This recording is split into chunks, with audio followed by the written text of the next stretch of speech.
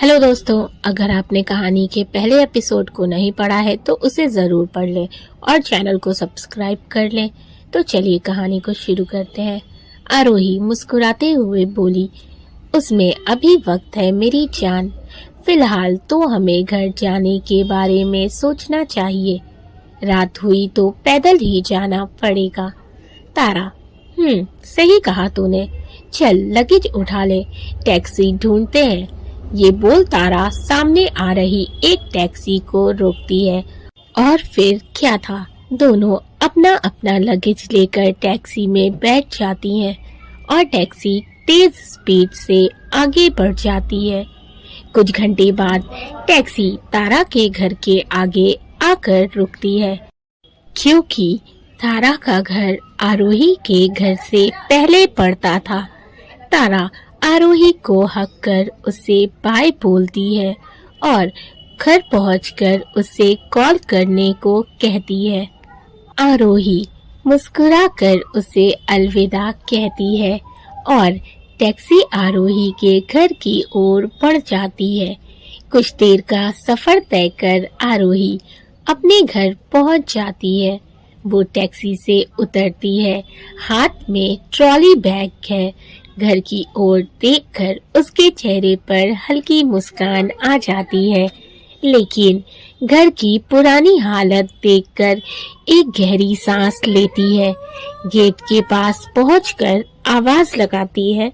आरोही gate खड़खड़ाते हुए चिल्लाकर, माँ, अरे दरवाजा खोलिए ना, आपकी लाडली बेटी घर लौट आई है।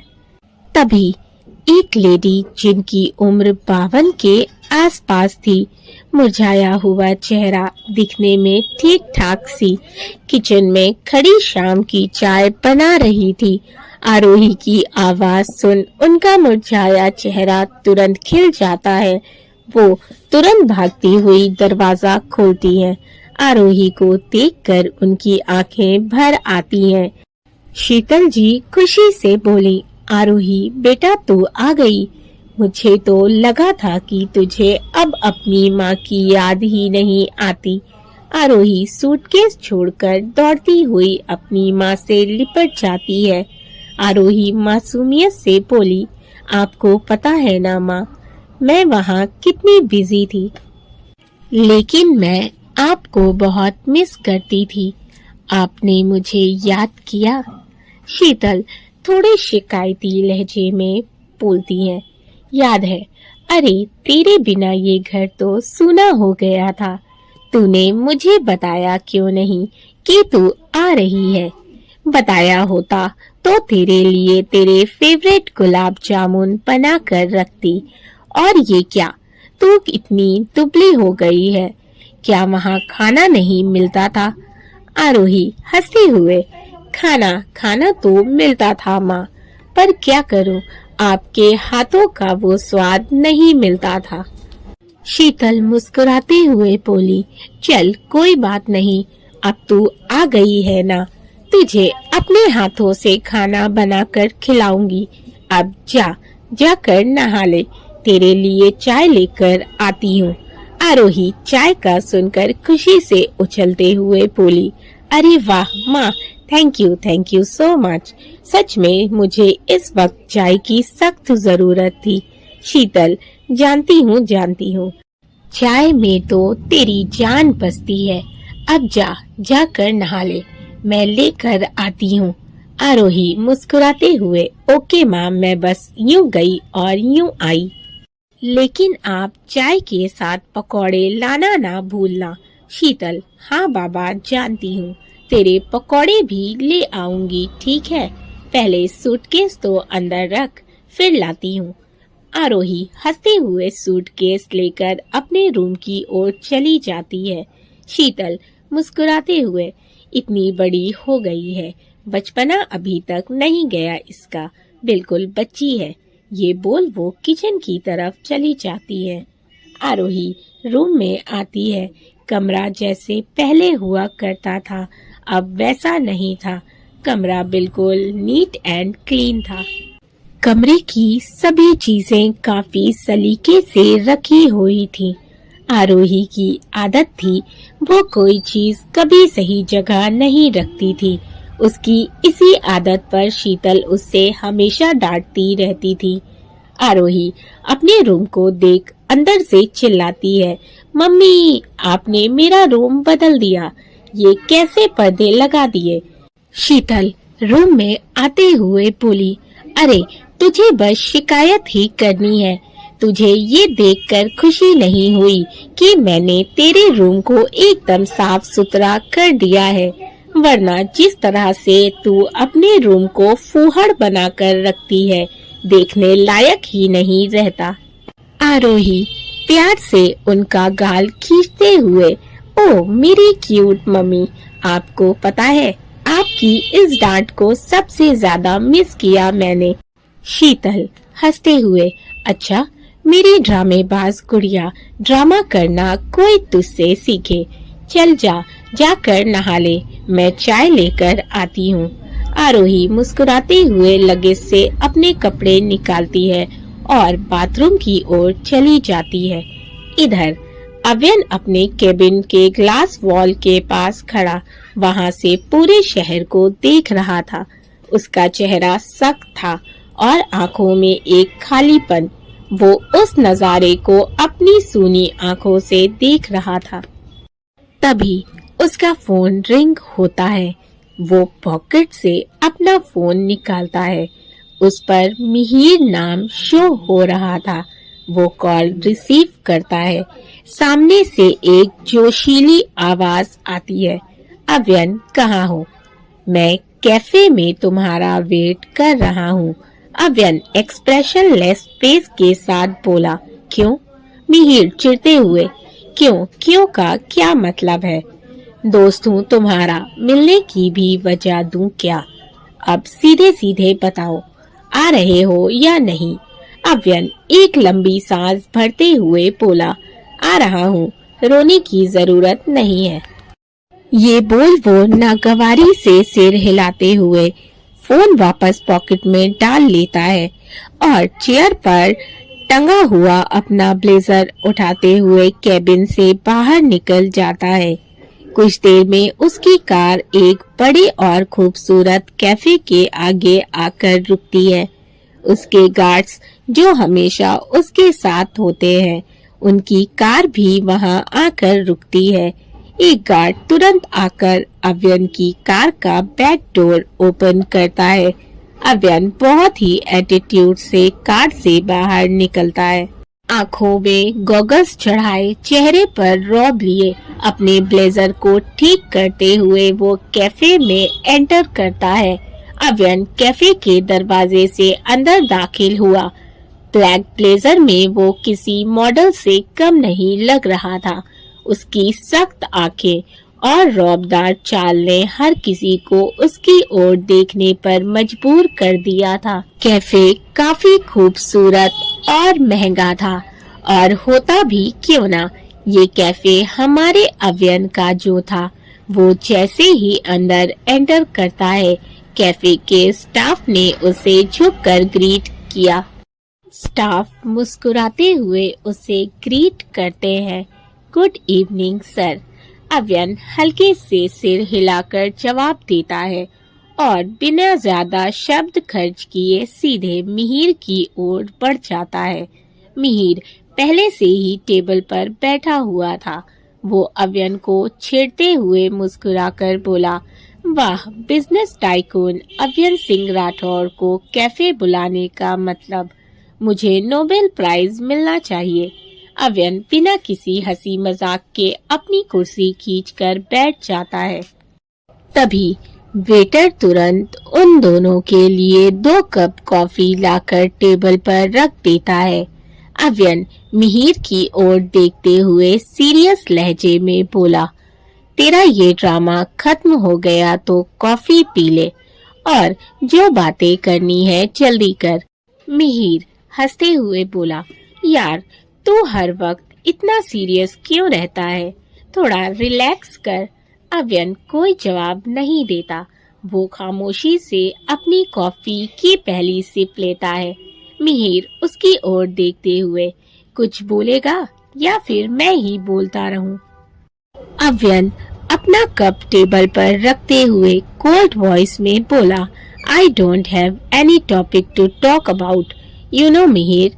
मिहिर मुस्कुराते हुए, यार तेरे साथ बैठकर ऐसा लगता है जैसे किसी इंटरव्यू में आया हूँ, कभी तो खुलकर बातें कर लिया कर। मिहिर थोड़ा सीरियस होते हुए कहता है, यार जिंदगी में सिर्फ काम नहीं जरूरी है, अव्यन थोड़ा जीना भी जरूरी है। तूने कभी सोचा है तेरा ये रवैया तेरी जिंदगी को कितना अकेला बना रहा है? तेरा दोस्त होने के नाते कह रहा हूँ, इतना सख्त मत बन, थोड़ी नरमी दिखा, लाइफ को खुलकर जीने की कोशिश कर, अपने लिए नहीं तो अपनों के लिए।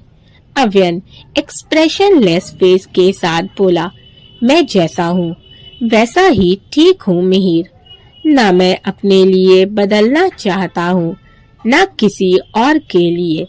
मिहिर एक लंबी सांस भरते हुए, जैसा तुझे ठीक लगे, लेकिन फिर भी मैं तुझे हंसते मुस्कुराते और लाइफ खुलकर जीते हुए देखना चाहता हूँ। ये काम मैं तो नहीं कर पाया, बट आई होप ये काम वो कर दे जिससे तुझे प्यार हो। ये सुन अव्यन आईब्रो रेस करते हुए बोला, ऐसा नहीं होगा, मुझे अपनी लाइफ में किसी और की प्रेजेंस मंजूर नहीं। मेरे लाइफ में प्यार जैसी फालतू बातों की कोई जगह नहीं है। मिहिर मुस्कुराते हुए, देखते हैं। अव्यन उसे घूर कर देखता है। वहीं कैफे की फीमेल स्टाफ अव्यन को देख रही थी। एक वेट्रेस फुसफुसाते हुए बोली, क्या ये वही अव्यन सिंह राठौर है? OMG, वो इतने हैंडसम है। दूसरी वेट्रेस, हाँ सही कहा तुमने, सच में कितने हैंडसम और हॉट है, बिल्कुल किसी प्रिंस की तरह। तभी हेड मैनेजर उन्हें डांटते हुए बोला, काम करो तुम लोग, ये गपशप करने की जगह नहीं है। इधर आरोही शावर लेकर बाहर आती है और आईने के सामने खड़े होकर अपने बालों को सुखाने लगती है। तभी शीतल ट्रे में चाय और कुछ स्नैक्स लेकर रूम में आती है और उसे टेबल पर रखते हुए बोली, नहा लिया बेटा तुमने, अब जल्दी से आकर चाय पी लो वरना ठंडी हो जाएगी। आरोही टॉवेल बेड पर रखते हुए बोली, हाँ जल्दी लाइए मम्मी, अब तो चाय से ही मेरी थकान मिटेगी। शीतल उसे चाय का कप देती है और स्नैक की प्लेट भी उसके आगे करती है। तभी आरोही बोली, अरे मम्मी मेरे पकौड़े कहाँ हैं? शीतल थोड़ा उदास होते हुए बोली, बेटा मैं जब पकौड़े बनाने चली तो देखा बेसन खत्म हो गया है और भी चीजें खत्म हो गई हैं, इसीलिए बना नहीं पाई। अभी तू ये खा ले, मैं थोड़ी देर बाद बाजार जाकर चीजें ले आऊंगी। आरोही उनकी ओर देखकर हल्की मुस्कान लिए बोली, आप क्यों जाएंगी मम्मी? अब आपकी ये बेटी आ गई है ना, तो आपको परेशान होने की क्या जरूरत। आप मुझे सब लिख कर दीजिए, क्या क्या लाना है, मैं अभी लेकर आती हूँ बाजार से। शीतल उसे रोकते हुए बोली, अरे बेटा तू अभी थक कर आई है, तू कहाँ जाएगी? मैं थोड़ी देर में ले आऊंगी, तू बस अपनी चाय खत्म कर। आरोही हंसते हुए बोली, अब चाय पकौड़ों के साथ ही खत्म होगी मम्मी, आप मुझे बस लिख कर दीजिए। शीतल हल्के से मुस्कुराते हुए, तू बहुत जिद्दी है ना, जाकर ही मानेगी। ठीक है मैं देती हूँ। शीतल उसे सामान की लिस्ट बनाकर दे देती है। आरोही अपने बालों को फोल्ड कर उसका बन बना लेती है उसने नेवी ब्लू कलर का लॉन्ग अनारकली फ्रॉक सूट पहना हुआ था, जिसमें वो बहुत प्यारी लग रही थी। शीतल फिक्र से बोली, संभल कर जाना। आरोही मुस्कुराते हुए, डोंट वरी मम्मी, आपकी ये बेटी बहुत बहादुर है, सब कुछ मैनेज कर लेगी। शीतल मुस्कुरा देती है। आरोही बेड से अपना हैंड पर्स उठाती है, उसमें सामान की लिस्ट डालती है और घर से बाहर आकर स्कूटी पर बैठ बाजार की ओर निकल जाती है। वो कुछ ही दूर जाती है कि तभी उसकी स्कूटी अचानक से रुक जाती है। वो हैरान परेशान स्कूटी से उतरती हुई बोली, अरे यार, इसको क्या हो गया? अभी तक तो मस्त चल रही थी, ये अचानक से इतने नखरे क्यों कर रही है? ये बोल वो उसे चेक करने लगती है। इधर अव्यन बिना कुछ बोले चेयर से उठने लगता है। तभी मिहिर बोल पड़ता है, कहाँ जा रहा है? अव्यन सख्त लहजे में बोला, I am running late for the meeting, so I should go. Mihir तुरंत बोला, यार अभी तो आया है, थोड़ी देर और रुक जाना, साथ में चलते हैं। अव्यन मना कर देता है और अपना ब्लेजर जो उसने चेयर से टांगा हुआ था उसे पहनने के लिए हाथ में उठा लेता है। इस वक्त वो ब्लैक शर्ट में था। इधर आरोही, जिसकी स्कूटी ठीक कैफे के सामने खराब हुई थी, वो परेशान सी अपनी स्कूटी के पास खड़ी थी। स्कूटी स्टार्ट नहीं हो रही थी, जिससे वो बहुत इरिटेट हो रही थी। तभी एक लड़का जिसने ब्लैक शर्ट पहन रखी थी उसके पास आया और एक नोट फेंक कर भीड़ में गायब हो गया। तो कैसी रहेगी अव्यन और आरोही की पहली मुलाकात? क्या प्यार बना लेगा इनके दिलों में जगह, या फिर कुछ गलतफहमियां कर देंगी इन दोनों को जुदा? जानने के लिए स्टोरी के साथ बने रहें। दोस्तों, अगर आप लोगों को स्टोरी अच्छी लग रही है तो वीडियो को जरूर लाइक कर दीजिएगा। चैनल को सब्सक्राइब नहीं किया है तो जल्दी से कर ले। साथ ही अपने फैमिली एंड फ्रेंड्स के साथ भी शेयर करें। अपने फीडबैक मुझे जरूर दें। मेरी दूसरी स्टोरीज को भी जरूर पढ़ें, जिसका लिंक आपको डिस्क्रिप्शन बॉक्स में मिल जाएगा। तो इसी तरह से प्यार बनाए रखें। मिलते हैं स्टोरी के अगले एपिसोड में। Thank you for watching and keep supporting. Love you all.